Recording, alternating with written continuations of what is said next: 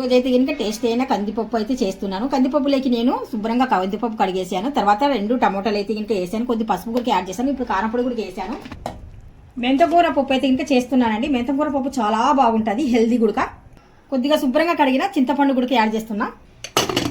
ఇప్పుడు 3 విజిల్ వచ్చేంత వరకు మనం స్టవ్ మీద పెట్టేసి కుక్ చేద్దాం.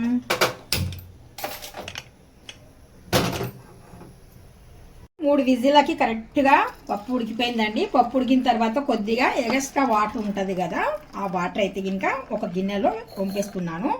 ఆ వాటర్ పెట్టేసి మనం పప్పు రేమితే కనుక ఫాస్ట్గా నలగదు. అందుకనేసి మనం వాటర్ అనేది తీసేసి ఇప్పుడు పప్పు అంటూ నేను వేమేస్తున్నాను. ఇలాగా సరిపోయినట్టుగా ఉప్పేసి వేమేద్దాం. పప్పు అయితే ఈ మాదిరిగా నలిగిన తర్వాత ఇంకా మనం తీసి పెట్టిన వాటర్ కూడా ఇందులో యాడ్ చేసేస్తున్నాం. మళ్ళీ వాటర్ వేసిన తర్వాత కొద్దిగా ఒక్కసారి అయితే ఇంకా వేమేస్తున్నాను. తాలింపు గిన్నె అయితే పెట్టేసాను. తాలింపు మనం ఆయిల్ కూడా వేసేసాను. తర్వాత ఎల్లుల్లి రమ్మలు కూడా చిన్న ముక్కలు అయితే వేసాను.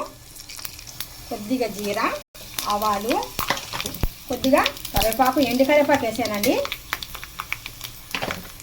చివరిలో కాస్త ఎండుమిర్చి కూడా యాడ్ చేశాను. పూర్వంలో అయితే ఫ్రిడ్జ్లు లేవు కదా, అంటే కరివేపాకు మాత్రం కొద్దిగా ఆరబెట్టుకొని వేసుకునేటోళ్ళు. ఆరిపోయింది ఆటోమేటిక్గా.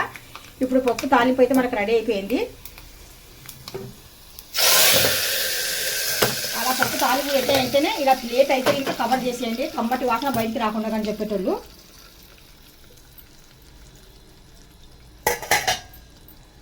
వావ్, చూస్తున్నారు కదా, గుమ్మగుమ్మలాడే పప్పు రెడీ.